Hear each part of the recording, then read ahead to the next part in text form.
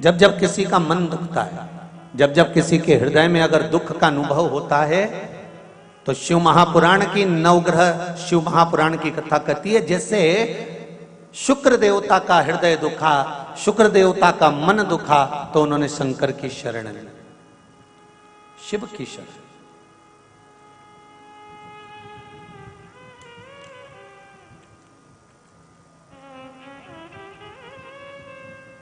जब हृदय दुखा तब शंकर की शरण में चलेगा, जब हृदय चित्त में दुख हुआ तब शिव की शरण चलेगा।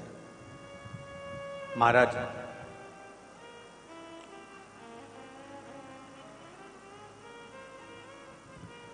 पुराणों के अनुसार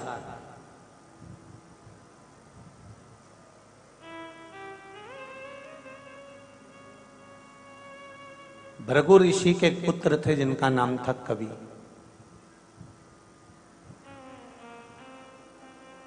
जिनको शुक्र कहा गया। ग्रहों में जो शुक्र ग्रह है वो भृगु ऋषि के पुत्र के नाम से। भृगु ऋषि के जो पुत्र हैं कवि, वो शुक्र ग्रह बने।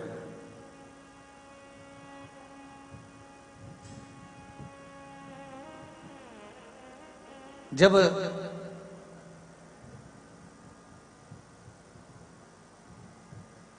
माता ख्याति के गर्भ से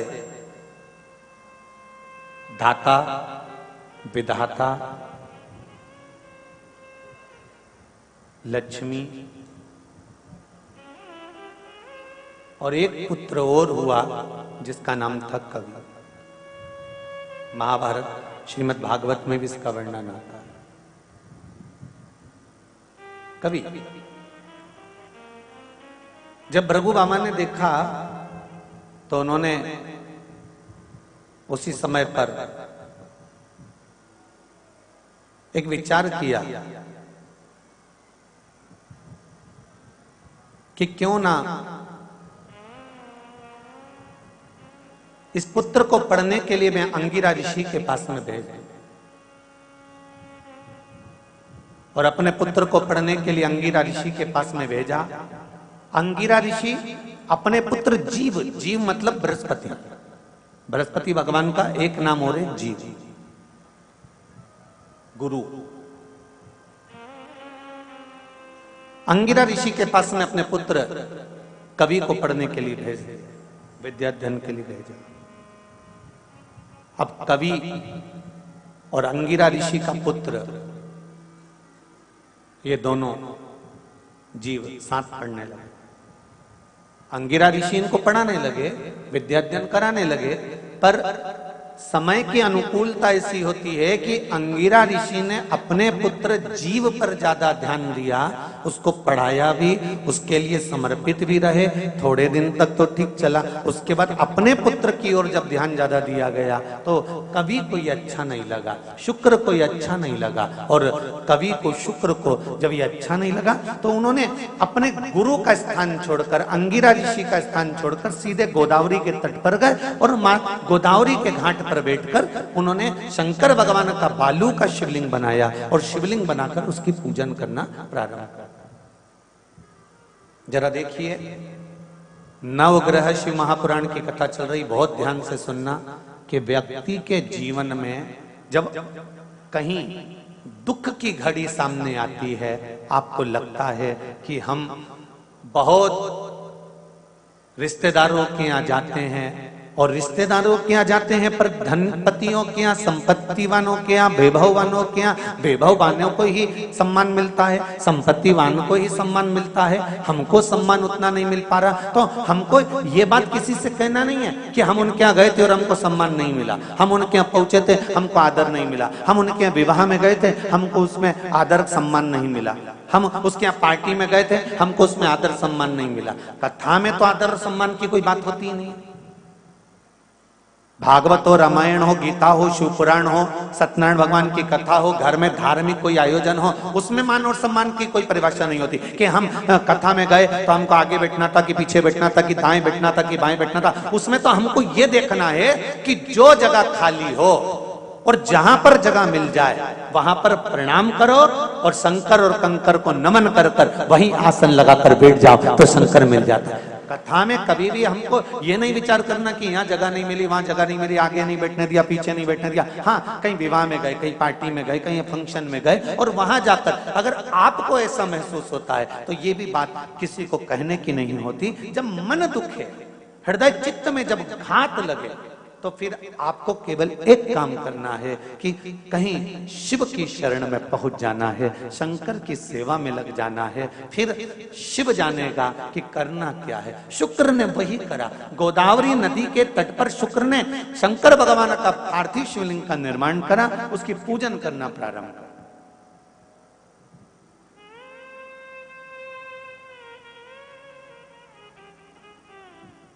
और जब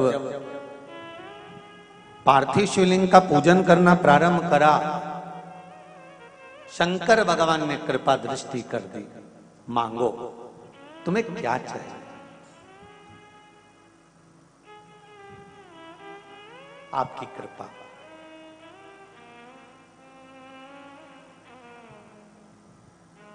आपकी कृपा चाहिए। शुक्र कवि, तुमने मेरी आराधना करी है, मैं तुम्हें वर प्रदान करता हूं, एक मंत्र मैं तुम्हें देता हूं। दुनिया के लोग उसे संजीवनी मंत्र कहेंगे। ये वो मंत्र रहेगा जिस मंत्र का जाप तुम किसी मरे हुए व्यक्ति पर भी करोगे तो वो जीवित होकर बैठ जाएगा। संजीवनी मंत्र भगवान शंकर ने शुक्र को प्रदान कर दिया।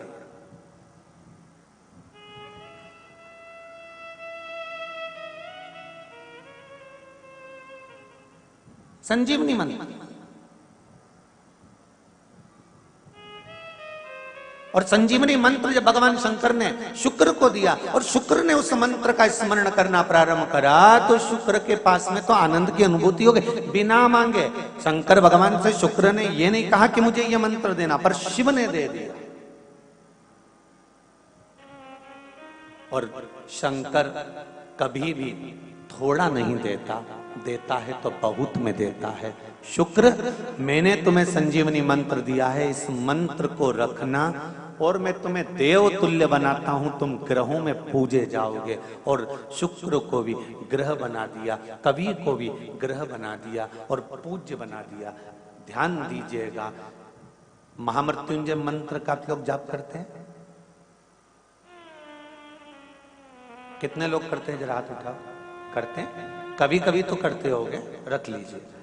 महामृत्युंजय मंत्र का यदि आप जाप करते हो और आपको मालूम पड़ गया कि शरीर में मुझे ये रोग हो गया है, मुझे शुगर हो गया है, मुझे बीपी हो गया है, मेरा ब्लड प्रेशर ऊंचा नीचा रह रहा है, कोई भयंकर रोग, मेरे रिश्तेदार को कोई कैंसर जैसा रोग हो गया, किसी को कोई थायराइड हो गया, किसी को कोई किडनी और लीवर में सूजन हो गई, किसी को कहीं किडनी और लीवर में तकलीफ हो गई, तो शिव महापुराण की कथा कहती है, नवग्रह शिव महापुराण की कथा कहती है कि बेलपत्री के वृक्ष के नीचे महामृत्युंजय मंत्र का जाप जो शुक्रवार की शुक्रवार घी का दिया लगा कर करता है, उसके रोग बाबा देवाधिदेव महादेव समाप्त करते चले जाते हैं। ये संजीवनी मंत्र शुक्रवार के दिन भगवान शंकर को शुक्र को दिया था, इसलिए उसकी प्रधानता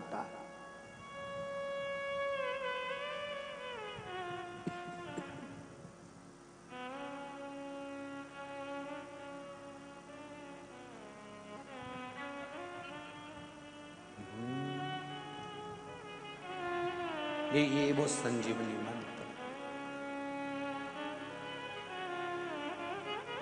शुक्रवार के दिन बेलपत्री के वृक्ष के नीचे बैठकर घृत का दिया लगाकर शरीर में जो रोग है उसका स्मरण कर कर शंकर जी से विनय कर कर, हे भोलेनाथ, आपने शुक्र देवता को संजीवनी मंत्र दिया है, तो क्या आप मेरे को वो मंत्र प्रदान नहीं करोगे? मेरे रोग, मेरी बीमारी, मेरे दुख को आप नहीं हरोगे?